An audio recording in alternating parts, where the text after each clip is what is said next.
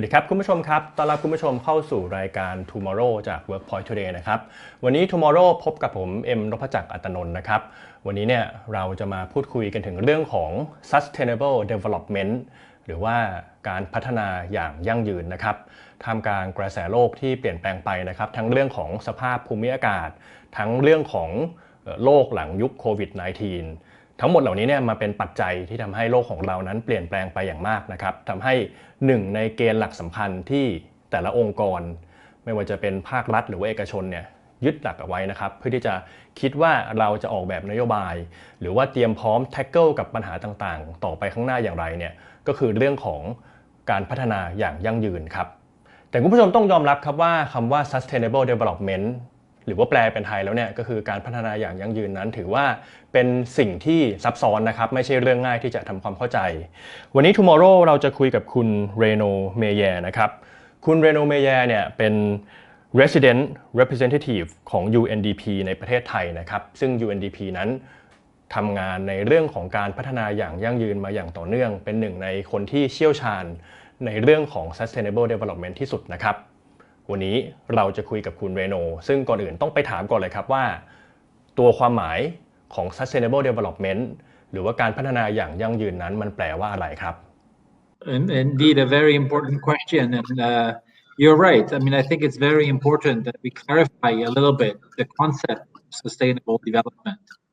I think development, everybody understands. It's how a country makes progress, evolves, moving forward, and ensuring that through economic growth, it is able to provide better services, better lives to the people who live in this country, that they are able to fulfill their rights, that they are able to dream and accomplish their aspiration for what they want in life. When we add the adjective sustainable in front of development, we mean that the development of a generation should not be at the cost of the next generation, right? We live on a planet which is very rich, very beautiful, but also which has limited resources. And some of those resources we use a lot. And therefore, when we say sustainable development, it means that we use the resources, but in a way that it doesn't take away the chances for the future generation to also be able to benefit from this development. So it's a very important concept because the future of our life on planet Earth, right, is what is at stake. And if we fail, then at some point we will, in a way, develop too much and end up with extinction, right? Just like the dinosaurs, millions of years ago. So today, I think what we are learning from the COVID pandemic is precisely it's like an alarm. It's like a red signal that nature is sending us and telling us, be careful, you're going too far, you are not sufficiently sustainable. The way that the relationship between people and the planet, because we are all looking for more of everything, more prosperity, of course. This prosperity cannot continue to come at the expense of mistreating nature, of polluting the oceans, of pushing some animal species to extinction just because we want more. So it's a very important signal which took the shape of a virus that we know came from animal to human, which also shows how we are not anymore even respecting space, right, for animals to be able to live and to prosper, right? As if we humans were the obvious leaders and owners of this planet. Right? But I think this is fundamentally wrong, and we learn that we are just guests on this planet, and it is our responsibility to maintain it and to keep it healthy. So COVID-19 has had a dramatic impact on many countries when you look at the Sustainable Development Goals, because making progress on those goals is already hard enough. Right? It requires a lot of resources. It requires a lot of political will, efforts from all sectors of society. What has happened with COVID, and we have evidence now, 2 years in the crisis, that a lot of the indicators are actually going backwards. That we are losing the progress that we have made over the years on this objective of achieving sustainable development and the SDGs by 2030. So we see poverty rising when, for the first time in maybe 20, 30 years, we see poverty rising again at global level. We see, even in a country like Thailand, we see hunger reappearing. We see people who are not meeting, minimum nutritious intake of food to ensure a proper growth of children. We see, of course, the quality of nature, the quality of the biodiversity, the quality of marine life deteriorating because of waste management, because of plastic pollution. So there are a lot of signals that clearly show that we are regressing instead of progressing on the scale of sustainable development. And climate change, which is in a way, a very similar crisis to the pandemic, but one that is much slower and which has started a long time ago. But because it is slow, we fail to see the immediate consequences on our lives. And those consequences will, come slowly. Today, we've reached, a point where the consequences are clearly visible. And, you just talk to a farmer who produces rice in the Chao Phraya River Basin, and he will tell you the rain is uneven, the patterns have changed, my level of production is going down, there is soil erosion, there is more and more chemicals. I mean, there's a number of factors, not all, but many of them related to climate change, that explain a negative trend, right? And therefore a loss of income, a loss of livelihoods for many. So it is high time that we wake up. We wake up to the signal that nature is giving us, that we, of course, not only learn how to fight COVID-19 with the vaccines, that we also change our lifestyle to redefine the relationship between people and planet, so that we can go back to a sustainable development pathway that is much more in respect of nature. And unless we do this, there are very little chances that we will be able to sustain the level of prosperity that we all aspire to. And we certainly can't promise this for the future generations. And what it leads me to say is that it's very important that we all understand, all of us individuals understand, that it is never a solution to think that it is for others to solve the problem, right? Oh, no, this is the government's role. Oh, no, this is the business sector role, right? No, I think it's crucial at this stage of where we are with all those challenges that we finally accept that our individual behavior can make a difference. A negative difference if we continue the way we do it, or, and this is the important part, a positive difference if we accept to change. Right? So let's go back to the farmer who grows rice in the Chao Phraya River. Right? If this farmer starts looking for more sustainable organic practices, right, for farming, meaning not relying on quick wins with chemical fertilizer, but looking more at identifying not only organic fertilizers, but ideally even a circular production method, right? So meaning, and we have seen this in Buriram, for example, where there used to be a a crane, which is a type of bird, migratory bird that used to come during the season and would stop, coming from Siberia in Russia, and would stop in Thailand and would nest in the rice fields of Buriram. And a few years back, the farmers would chase them because they would look at it as this animal is destroying my rice field. Right? I'm losing a part of my yield of the results of my farming because of my harvest, because of this animal.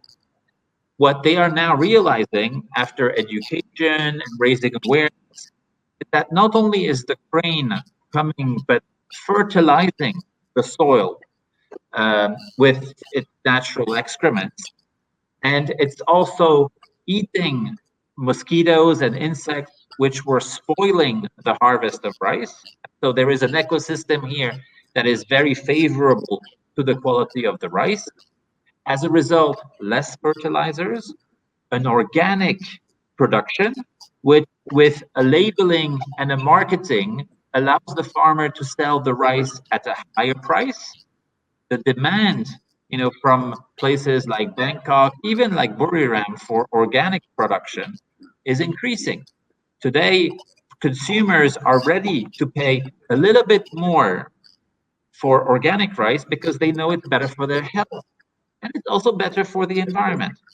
So there is a demand, there is now supply. The farmer is able to package the rice with a label that says this is organic rice from Buriram. He will sell it at a premium. His income is going to increase. On top of it, he will start to see nature tourism coming because people want to come and observe this crane, which was about to disappear. So you really have a whole new ecosystem, that is being that develops around this change of behavior, right?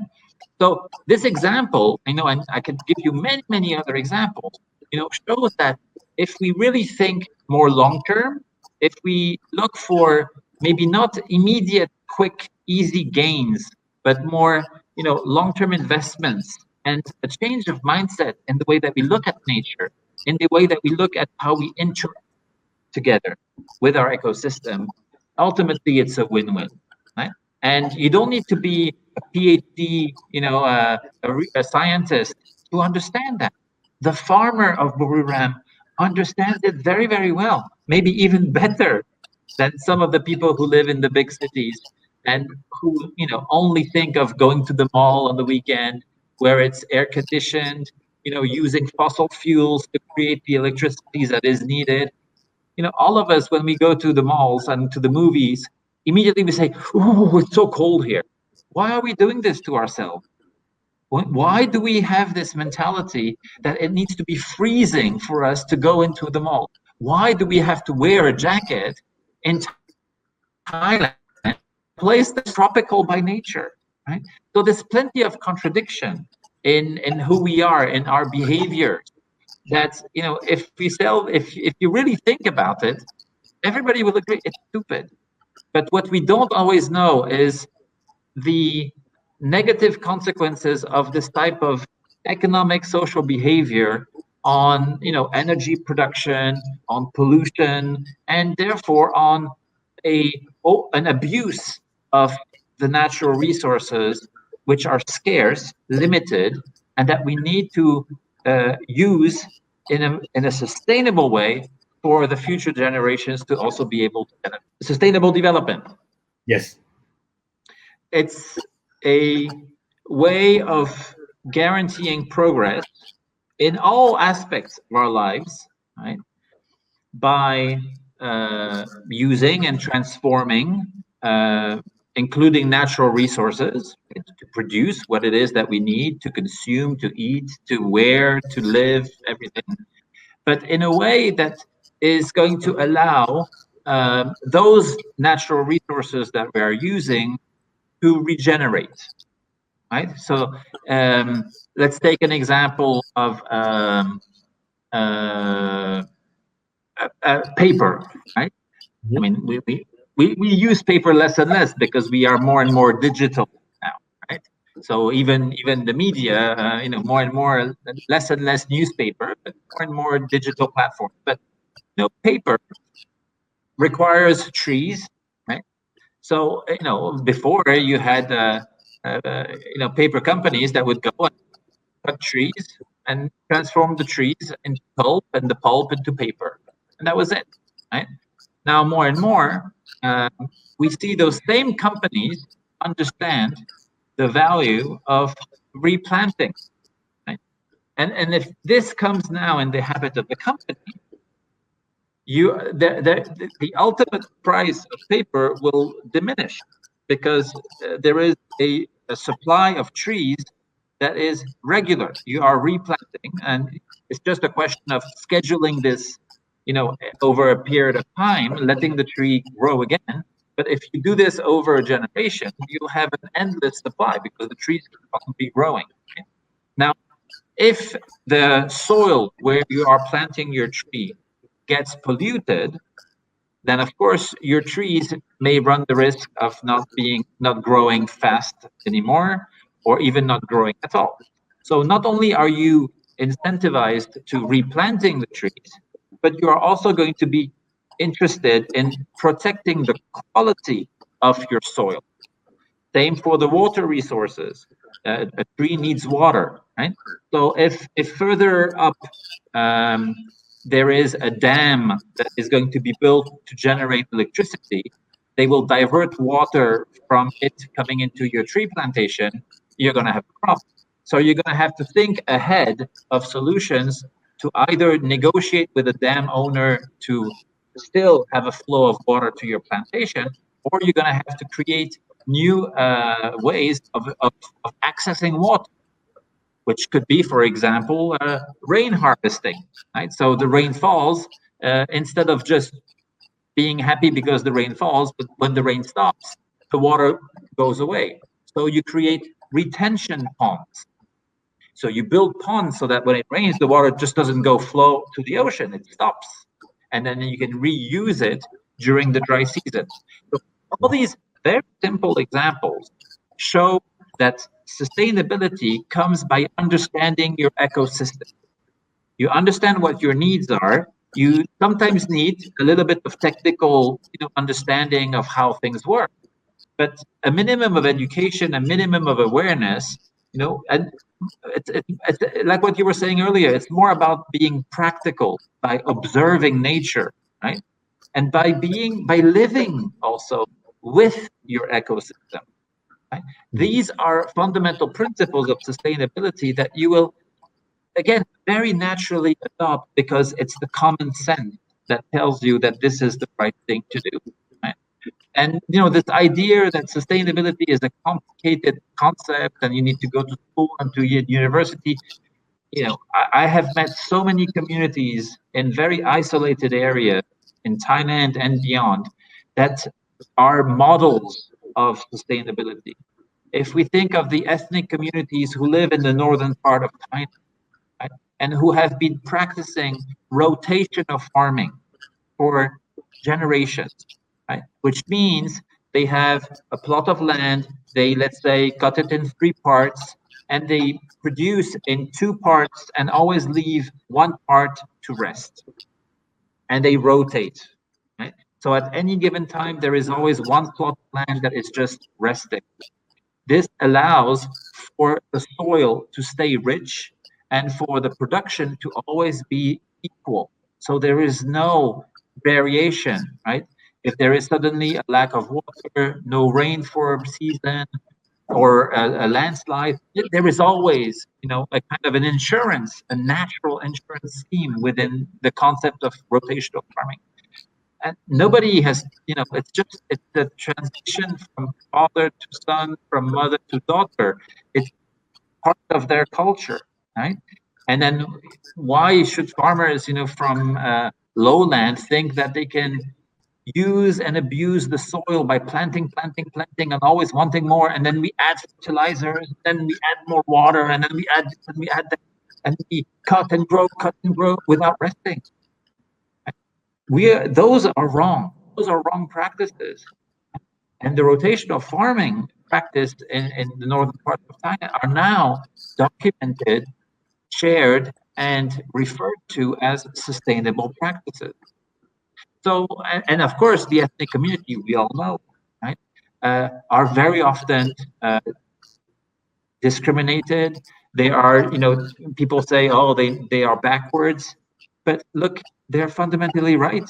They know better how to deal with the ecosystem than people in the lowlands who maybe even went to the University of Agriculture and think that because they have a PhD, they know everything.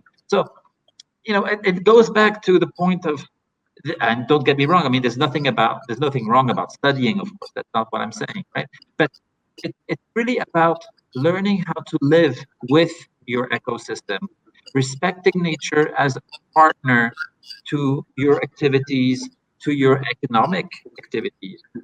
We can and we should use nature to allow us to grow and to allow countries to develop, but it has to be done with respect and with the common sense that if you abuse it, ultimately you kill it. And once it's dead, it's gone, and you have to move somewhere else because it's finished for human development. พอคุยกับคุณเรโนถึงจุดหนึ่งนะครับก็ชวนให้คิดครับว่าหลักคิดต่างๆทฤษฎีต่างๆที่เป็นแกนที่มีการพูดคุยกันในเรื่องของการพัฒนาอย่างยั่งยืนหรือว่า sustainable development เนี่ยเจ้าทฤษฎีต่างๆนี้ความจริงพอถอดมาเป็นวิธีการทำจริงๆแล้วเนี่ยชาวไร่ชาวนาที่อยู่ในเมืองไทยความจริงเขาก็ใช้วิธีการปฏิบัติจริงแบบนี้มาโดยตลอดนะครับเอาจริงๆอาจจะก่อนที่จะมีหลักคิดเหล่านี้ซะอีกครับทำให้ก็ชวนคิดต่อไปนะครับว่าแล้วพอถอยมองออกมาประเทศไทยเนี่ยทำได้ดีมากน้อยแค่ไหนในเรื่องของ sustainable development โดยเฉพาะหลังจากที่มีการประชุม COP26 นะครับการประชุมเรื่องของ global warming ที่สำคัญที่สุดในโลกไปดูกันว่าประเทศไทยนั้นอยู่ตรงไหนในแผนที่นี้เรานั้นเป็นประเทศที่แม้ว่าหลายๆคนจะพยายามใช้ชีวิตอย่างยั่งยืนให้ได้มากที่สุดเนี่ยแต่ว่าสุดท้ายแล้วภาพรวมประเทศของเรานั้นเป็นอย่างไรบ้างครับI mean, Thailand has been severely impacted by COVID. On the positive side,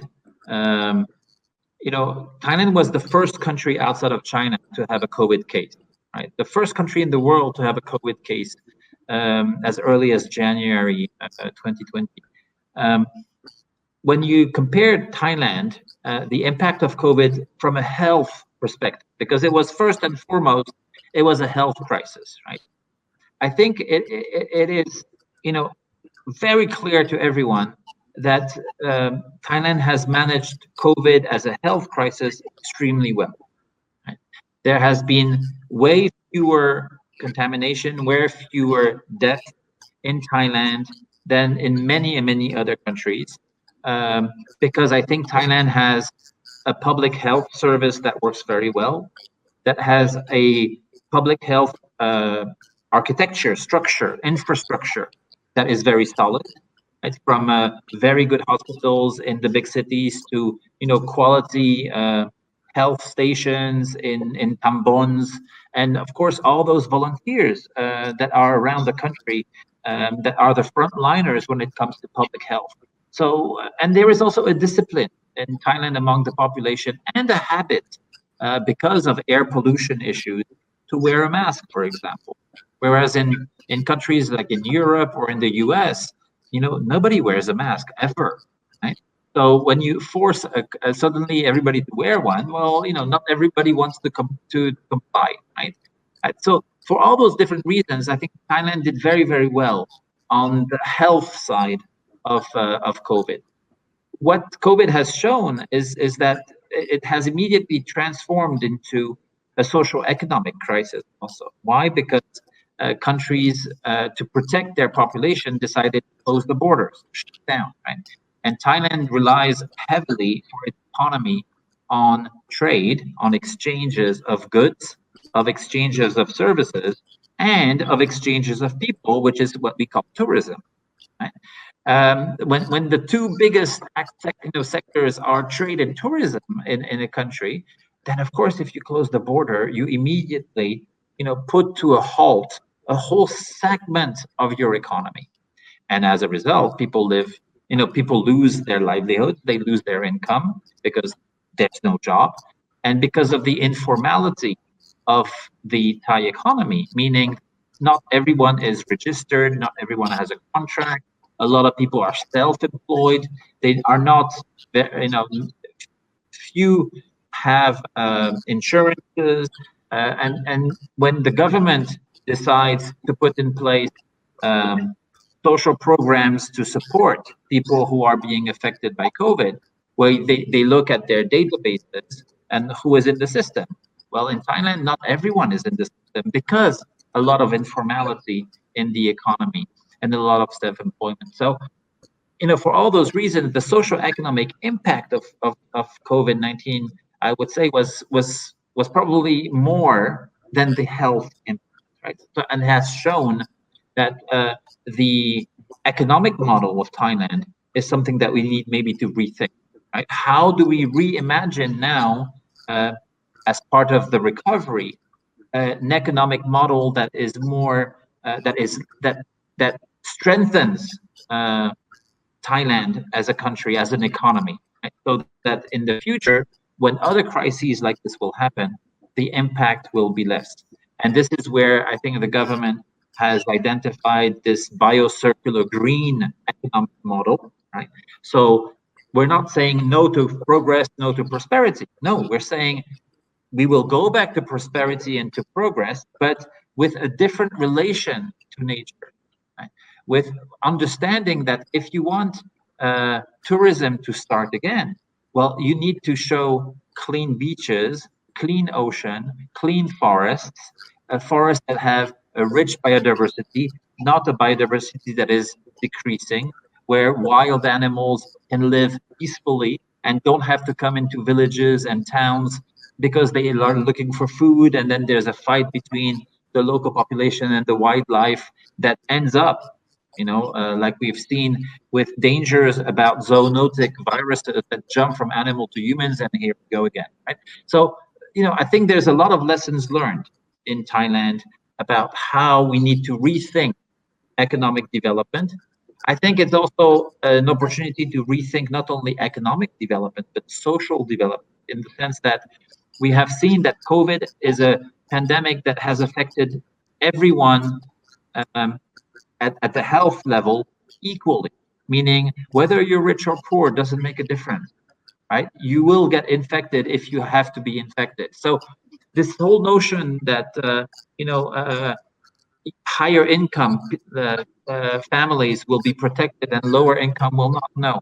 It shows that what we need in society today is more solidarity, is more empathy, more respect, more dignity. So I'm really hoping that there is also a very important lesson in terms of fighting inequality. A society that has inequalities that are very, very prominent, will struggle to go forward, because those who have will continue to live in a little bit of an artificial world, disconnected from the reality, the hardship, the challenges that those who do not have are struggling. And today you have those two, elements that interact, because people are informed, people are educated, people are exposed, people are connected, right? So we all see what is happening on the other side. We're not blind, we're not ignorant. And when you're not ignorant, then there's no reason why you wouldn't want more, right? You want what the others have, which you think are also good. So this tension that is created by the inequalities can very, very quickly become sources of big challenges for a society, between those who have and who do not want to share, and those who don't have and who want to have, right? So I think this is something that many, many people have understood today, and we see, and in the response to COVID, not only has the government, done a lot to promote and to put in place social programs to help, a lot of the population go through the crisis, but we also have seen many, many examples of people-to-people help systems, right? A lot of generosity, a lot of initiatives, of people who were fortunate enough to share. They started sharing. Why? First of all, because they are generous by nature, of course, and that's beautiful, but also because I think more and more people understand that if you want yourself to be prosperous and move forward, you cannot do it at the expense of others, right? You cannot do it by having people around your house who have nothing, because that will become a threat to your prosperity in the long term, right? So the concept of sharing and the concept of redistribution also needs to be relooked at. So we're asking, and this is what the UN is pushing, is not only more sustainability, more resilience, and this is the whole part of 26 with a reflection on our relationship with nature and how to address climate change, but we are also calling on a more inclusive society with less inequalities, more solidarity, and this very fundamental principle of leaving no one behind, making sure that progress is shared and it's the whole of society that moves forward.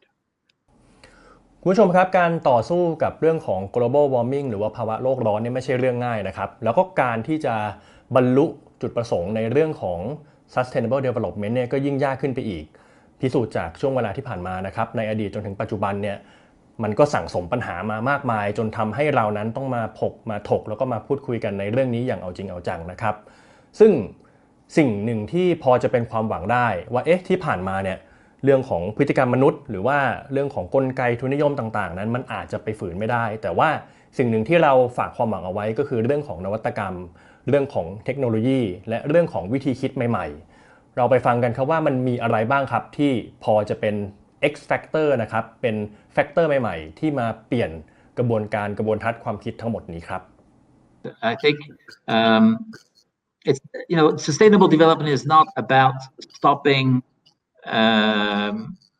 wanting things, right? I mean, I don't think human beings will ever accept that, and maybe some people will want to live with less and go back to more simple ways of living, etc., etc. Fine, I think there's space for everyone, but a large majority, especially in developing countries, it's very easy when you have a lot to say I can do with less, but when you don't have anything, right? When you still are hungry, when you still don't have a roof over your head, and you can't access education and information, I don't think you would agree to go with less, right?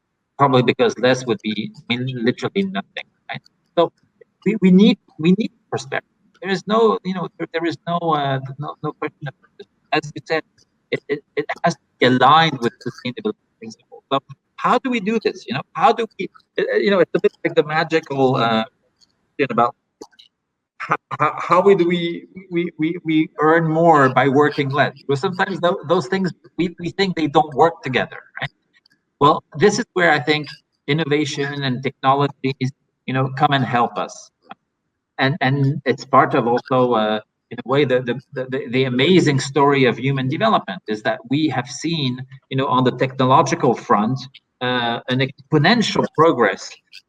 In the last 15 years, we have seen more innovation and more invention than in the past, 100 years. So clearly, the intelligence of mind, is something that has very rapidly developed now. With technologies, but not only technologies, it's also how we think and apply technology that is important, right?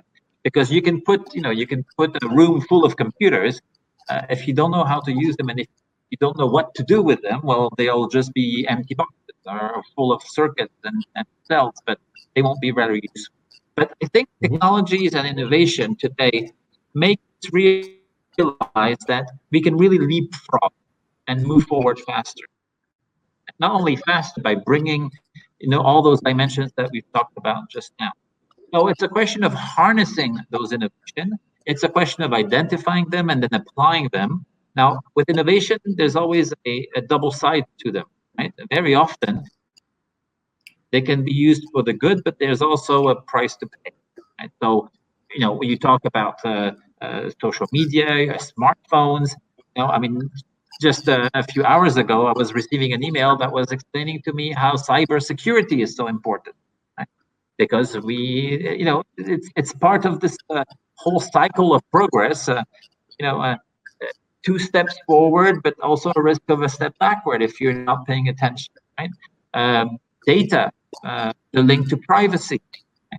I come from a country in France where we have been a large majority of our electricity comes from nuclear power stations.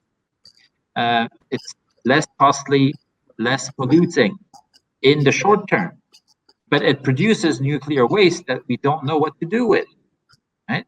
And of course, not to mention nuclear weapons that have been developed, which we know could lead to the end of humanity and the end of this planet if wrongly used, right?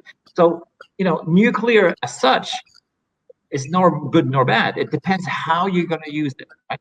So the same is true of any innovation. So there is always an element of morality, of ethics, that needs to be applied to technological innovations that we are smart enough to create. But this application, and we can think of many different examples, right, can not only improve and foster and make progress quicker, but can also fundamentally save lives. Right? A very simple example. In 2015, I used to work for Undp in Nepal, and some of our viewers may remember we had a terrible earthquake. Close to 10,000 people died. And Nepal being a very mountainous area, a lot of the roads were destroyed, and as a result, villages full of people who had survived, were disconnected from in terms of access. Right, we could not access those villages, and of course there were immediate needs. Right? So yes, you can bring helicopters, but how many helicopters does Nepal have? Certainly not enough to cater for every single village, right? So we use drones. We use drones to deliver medicine, life-saving medicine of people who were under treatment and who needed pills and whatever to get by, right? The use of data, right? When you monitor data, digital data, right, through phone networks, for example, allowed us to see where the population was moving. Right, they had lost their homes, they had to move to find shelter, and of course, where they would go, this is where they would need access to water, access to medicine, access to food. Right, so by simply following the movement of people through data, because their cell phones were transmitting a ping so we could locate them, we could prearrange for food, for water, for shelter, to be provided in those areas. So there's a lot of application in the humanitarian services that use digital technologies to really make amazing gains. Right? But there are so many other applications, and I think this is what is overwhelmingly positive is how the human brain can really harness and embrace those technologies and find applications to help it. When we see today, an ATM machine that a blind person, a visually impaired person can use, because there is a voice recognition, or because some of the keyboard is in Braille, for example, right? It's phenomenal. Not only does it allow the person to use the ATM, but then it also allows independence. Right? And this will immediately translate into dignity, into self-respect, right? Because you are not going to depend on somebody else to do something which is fundamentally very basic, which is just about accessing your money from your bank account, right? So, digital technologies and innovations like this are really phenomenal. But one point, and I really want to stress is, I don't want us to confuse technology as the only way of innovating. I think this is also maybe a little bit too easy to believe. I think a lot has to do with the way we think also. Right? And sometimes we can innovate without any technology, right? But just because we question ourselves. And I think we don't do this enough. Right? I think in our world, everything has to be fast, everything has to be immediate, everything has to be more. So it's always about quantity. Right? I think we need to learn again how to go back to quality, how we need to slow down, reflect, do a little bit of introspection. You know, in UNDP we call this sense making. What sense do we make of this? Right? So instead of asking what am I doing, we start asking ourselves, why am I doing this? Right? And this type of innovative approaches to design thinking, to the way we work together, to the way that we produce, to the way that we consume also, right, will then lead us to new conclusions, to new ideas, to new relationships also, right? And this is, going back to COVID, another lesson. Because countries were closed, what did we do? We ended up doing domestic tourism. And I know many of my friends here, even in Thailand, they discovered or rediscovered parts of their country that they either had never visited, didn't even exist, didn't even know that they existed, right? And you go back to roots, you go back to fundamentals, right? And in Bangkok itself, right, you rediscover areas and neighborhoods, and they all have interesting things to offer, right? So before, people would find it very normal that, comes January, February, oh, let's go ski in Japan, right? Why? Right? I mean, go up north and go discover the province of Prey and, get lost in the mist in the mountains. It's a wonderful experience. The impact on the environment is way less. And the joy you gain from this, is at least as much, if not more.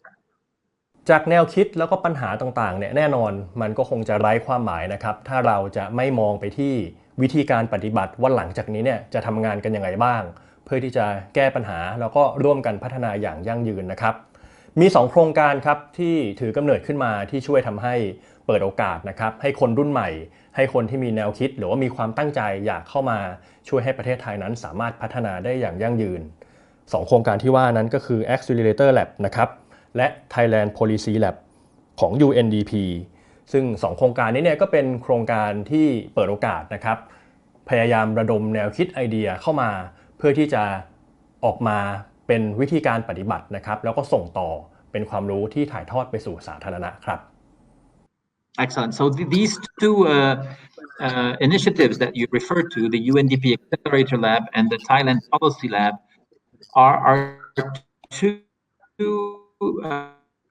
initiatives that we are undertaking in the government of Thailand precisely to study and identify ways of using innovation to fast forward development, right?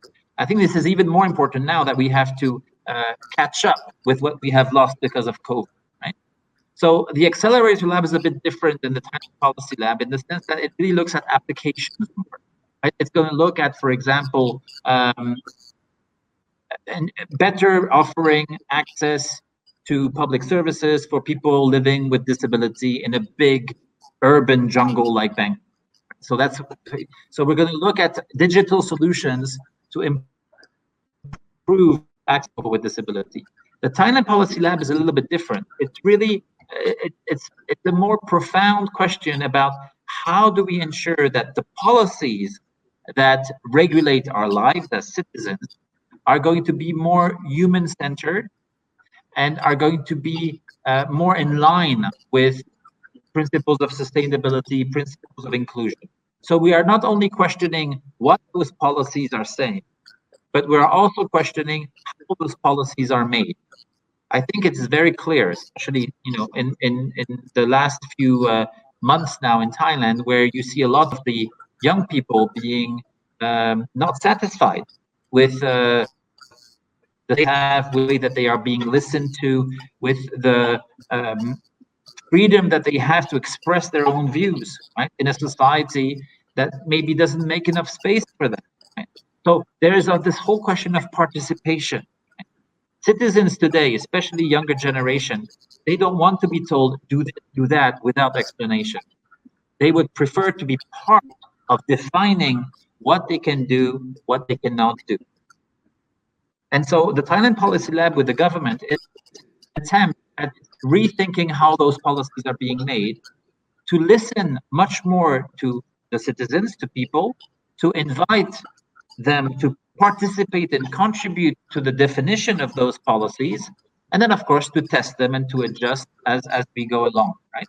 So it's really I think a very welcomed initiative on the side of the Thai government to question the way that things have been done over the past several decades, and to open a new era for more participatory democracy in a way, right? I mean, that's fundamentally what it is to give power to people to decide for themselves.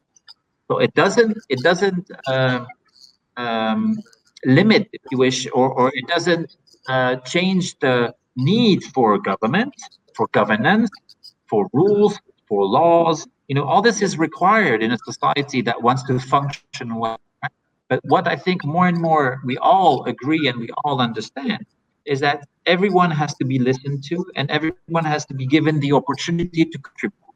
And that's really what the Thailand Policy Lab is all about, to question this whole the factory of policies. How do you make policy?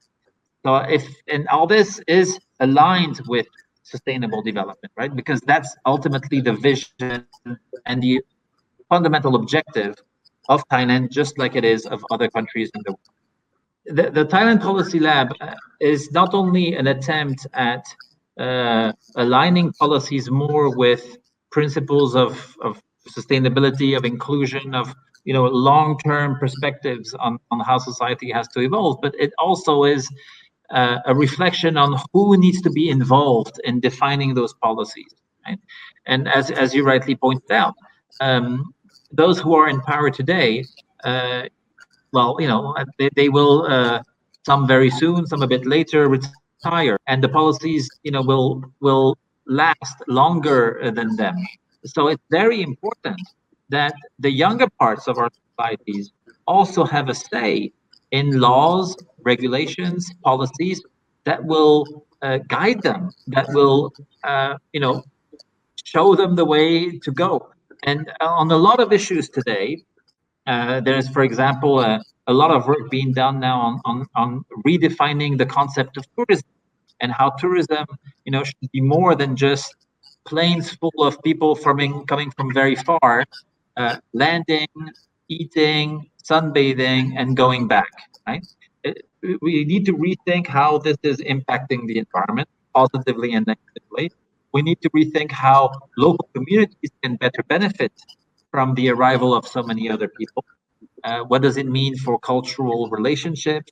What does it mean for supply chains of hotels, of restaurants, of services? So all those reflections are now being kind of questioned, right? And what I think is very important is that those questions should not be answered by people who will soon, go and relax and retire, but by people who will become the economic agents of those new models that we are producing. So the participation of young people that have, different ideas, that also have sometimes, actually very often, a better understanding of technologies, of innovation, because they have benefited from more opportunities as they were growing up, right? And they should be involved, and they want to be involved in the defining of those policies. So very, very systematically, we're looking at how we involve those young people, how we consult with them, how we invite them to give us contributions and ideas through surveys, through social media conversations, through clubhouse sessions. There's so many now different ways of doing this that are both not costly and efficient. So we see this as a great opportunity to really broaden its policy making to include young people. และทั้งหมดนี้คือ Tomorrow ประจำวันนี้นะครับสาระความรู้ในเรื่องของการพัฒนาอย่างยั่งยืนเรื่องของธุรกิจเรื่องของการตลาดและความรู้ที่แต่ละวันนั้นจูนเข้ามาเปิดเข้ามานะครับแล้วก็เราเนี่ยจะมาเสิร์ฟให้กับคุณผู้ชมผ่านทางช่อง YouTube ของเราวันนี้ผมเอ็มนพจักร อัตนนท์ Workpoint Today ลาทุกท่านไปก่อนสวัสดีครับ